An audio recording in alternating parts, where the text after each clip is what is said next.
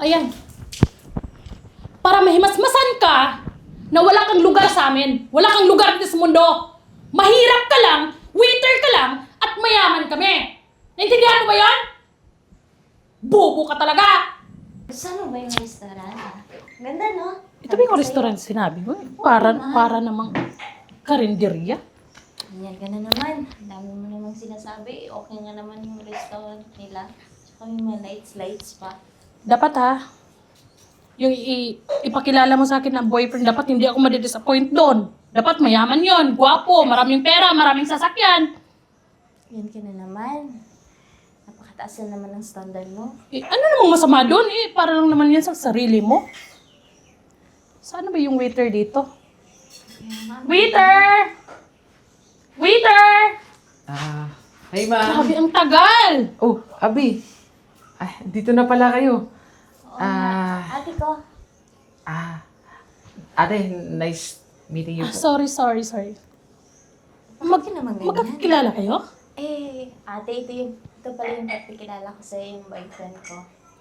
Magandang umaga po. Ano? Boyfriend, Abby?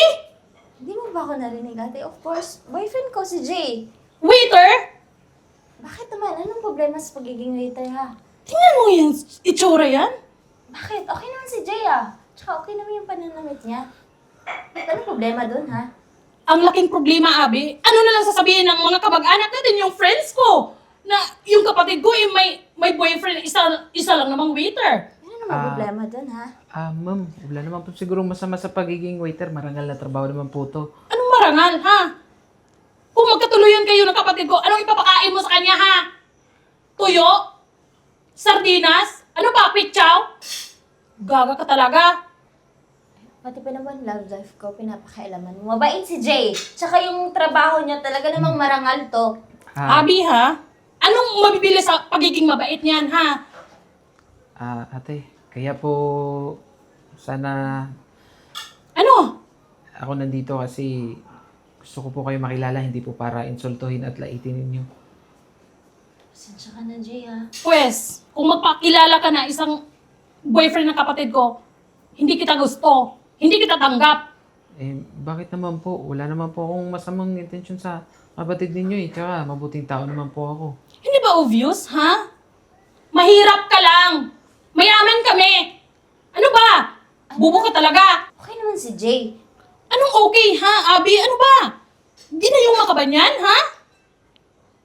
Ma'am, mawalang galang na po pero sobrang sakit na po yung mga pinagsasabi niyo sa akin. Ano naman ngayon, ha? Totoo naman, di ba? Isa ka lang hampas lupa. Ate, tama na. Ano ba, Sobra Abby? ka na. Yun na, tama yung pinagsasabi mo kay Jay. Sa harap ko pa talaga. Totoo naman, di ba? Waiter! Sandali lang, Abby ha. Mamaya ko na kakausapin yung ate mo. Asikasuhin ko lang yung customer. Tinawag na kasi ako eh. Visit na to. Parang badyaw. Ano naman sinasabi mo sa kanya? Bakit mo naman nililiit yung tao, ha? Ikaw, Abby, ha? Gumising ka nga. In love ka ng taong yun. Wala naman yung pera. Bakit basihan ba yung pagmamahal sa pera, ate? Oo naman, syempre! Ano, mamalimos kayo sa kalye, sa kalsada? Ha? Ano kakainin sa magiging anak ninyo, ha? Anak agad? Syempre na, saan naman kayo pupunta? Di ba doon naman? Gaga ka talaga. Hindi ka nag-iisip. Ano mo? Hindi Ano? naman ganun si Jay. Mabait naman yung tao. Puro lang mabait. Mahirap naman. Gaga talaga. CR mo na ka, ate, ha? Sige. Panira ng moment. Kakabwiset. Sana ba yung waiter? Waiter! Waiter!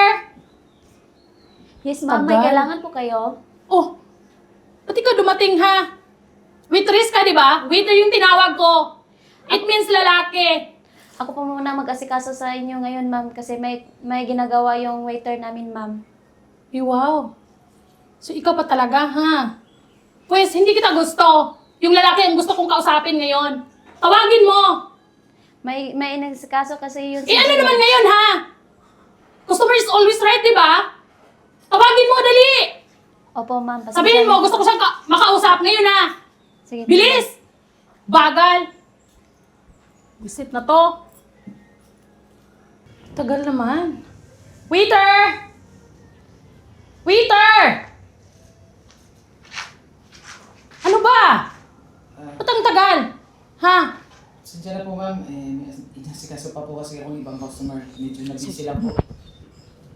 Magkano? How much? Ma'am, ano pong ibig niyo sabihin? Di ba pera lang yung habol mo sa kapatid ko? Ha? Ma'am, Alam mo, maging totoo ka nga. Sabihin mo, how much? Magkano? hindi ko po kailangan ng pera. 10,000? 20? 1 million? Ano? Oh, ayan. Para layuan mo yung kapatid ko. Dahil kahit anong gawin mo, hindi ka bagay sa kapatid ko. Isa ka lang waiter. Sumagot ka! Ayun naman pala. Ano yan? Ma'am, pasensya na po pero hindi ko po matatanggap yung pera niyo. Wow. Hindi ko matutumbasan ng pera yung pagmamahal ko sa kapatid ninyo. Hindi ko po kailangan yan. Ang drama mo, no? Grabe! Nagpapanggap ka pa rin hanggang ngayon? Ma'am, ano po bang problema niyo sa akin? Hindi niyo pa nga po ako lubos na kilala Tapos kung makahusga po kayo sa akin, parang kilala niyo na yung buong pagkatao ko. Pwes, hindi ko gusto na makilala ka. At wala akong balak na makilala ka. Ma'am, kahit bigyan niyo po ako ng pagkakataon. Pagkakataon? Ano? Kahit anong gawin mo, isa ka lang waiter. Mayaman kami. Senador yung asawa ko. Ma'am, grabe naman po kasi kayo makapanglahit. Di po ba pwede na support na lang po kayo sa kapatid ninyo? Anong support, ha? Mahirap ka nga. At saka mayaman kami. Wala kang lugar dito. At wala kang lugar sa pamilya namin. Kaya layuan mo yung kapatid ko. Ma'am, hindi ko naman po pinipilit yung sarili ko Gusto ko lang sana ipakita na patunayan po sa inyo na wala po akong masamang intensyon. Totoo po yung pinapakita ko. Anong pinapakita mo, ha? Maging isang waiter? Alam mo, layuan mo yung kapatid ko, ha? Senador yung asawa ko. At may impluwensya kaming tao. Kaya ka namin ipapatay. Ano? Di ba hindi mo tinanggap yung pera? Layuan mo yung kapatid ko. Isa ka lang hamak na waiter, hampas lupa na taga-bundok. Ay, nauhaw ako. Kumuha ka ng tubig. Dali! Bilis! Bagal! Wisit na to.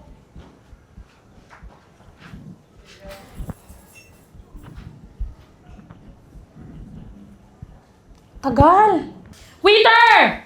Ano ba? Waiter! Ang tagal naman! Bilis! Wisit na to. Ang bagal mo naman! Ito ma'am, Ano nga? mauna na po ako. May asikasuhin pa po kasi ako ibang customer. Anong ibang customer? Oh, ayan. Para mahimasmasan ka na wala kang lugar sa amin. Wala kang lugar dito sa mundo. Mahirap ka lang, waiter ka lang, at mayaman kami. Naintindihan mo ba yan? Bobo ka talaga.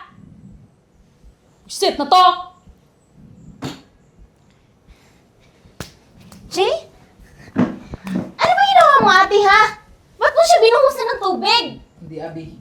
Ayos lang. Magpupunas lang ako saglit ikaw na muna bahala sa ate mo.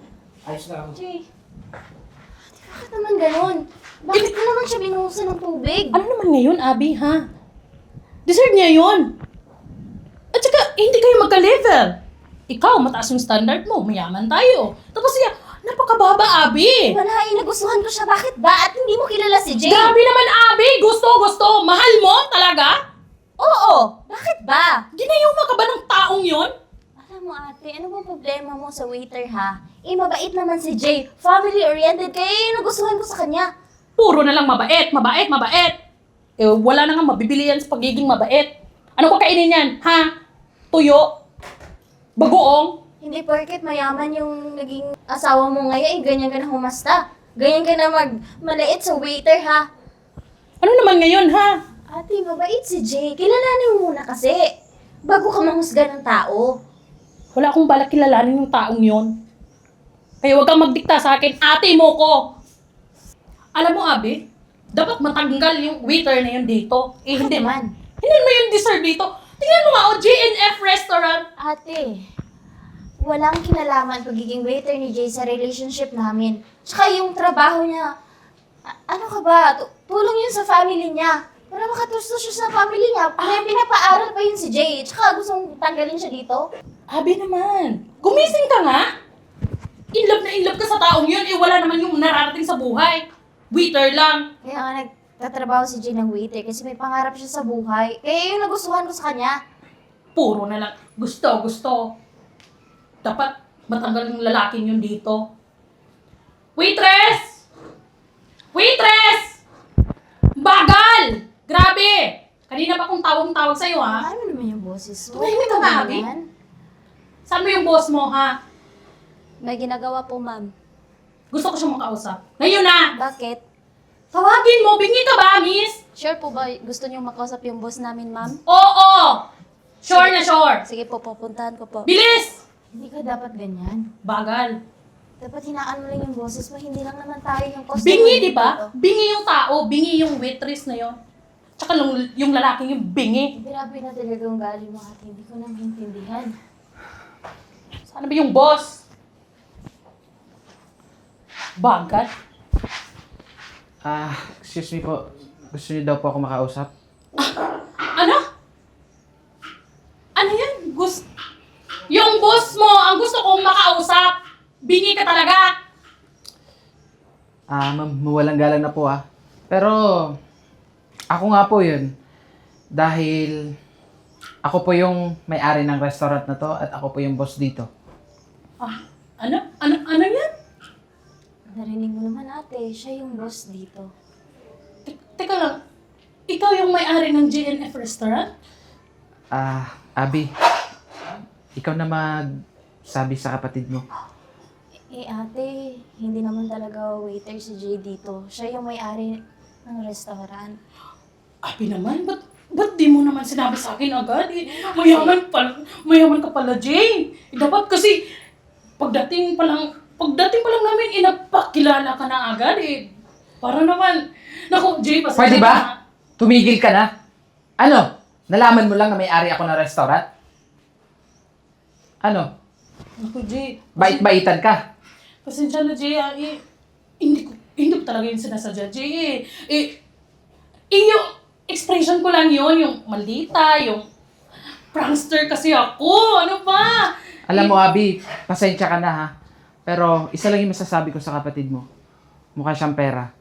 Nalaman niya lang na may kaya pala ako. Eh ngayon, nagbago ulit yung pakikitungo niya sa akin. Naku, Jay. Nagbait-baitan. Alam mo, ate, sa'yo ba nakatira si Abi? Ay, oo, pwede kang tumira sa amin, Jay. Di ba, Abi? Dapat magpakasal na kayo, Jay! No. Pasensya na po pero masyado maliit yung bahay mo para doon ako tumira. Ay, hindi naman malaki yun, Jay. Ako Promise. kasi meron akong penthouse. Penthouse. And bala ko sana na kunin na si Abi sa bahay mo para lumipat na doon sa bago kong biling penthouse. At doon natitira si Abi. Jay, wag naman. Pwede naman, sama ko. Yung asawa ko kasi busy. Eh, alam mo naman yung senador yun, di ba? Sama mo naman ako. At saka magpapakasal na kayo, Abi. Napakabagay. Akala ko ba hindi ka boto kay Jay? Akala ko ba ayaw siya para sa akin tapos ngayon ibibigay mo kay Jay? Sorry na. Hindi ko naman yung sinasadya. Alam mo, Jay, ma'am, sorry. pwede ba? Tumigil ka na. Ngayon, alam ko na kung ano yung ugali na meron yung kapatid ni Abi. Kasi dati pa, nakikwento ka niya sa akin kung gaano ka kahigpit at kung gaano ka sama sa kanya.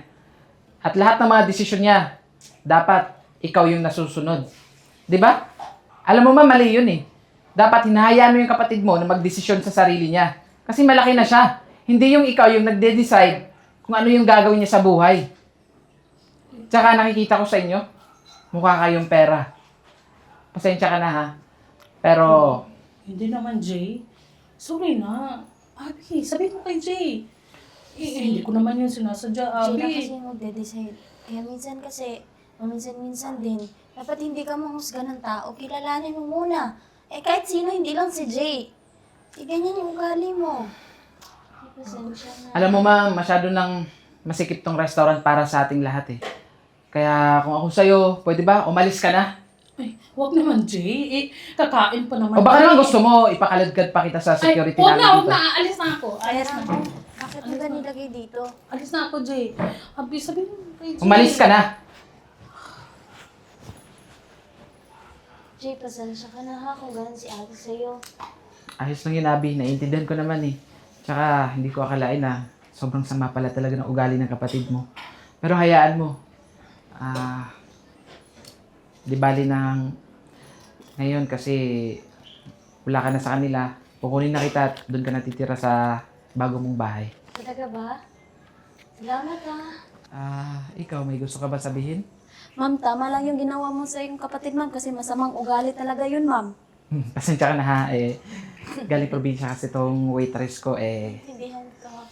Tsaka ikaw, since mabait ka naman, tsaka napakasipag mo dito sa restaurant ni Jay, dumadalaw-dalaw ka naman dun sa bahay namin, sa bagong bahay namin ni Jay. Maraming salamat, ma'am, at napakabait niyo po talaga, ma'am. At Ano naman? mauna na po ako, ma'am. ipaganda mo na lang siya ng pinaka-bestseller natin dito ha, para nasa ganun makakain kami. Sige po, sir. Pwede pa kidala lang din ng tubig kasi nauuhaw na din ako. Sige Thank po, you. ma'am. Thank you.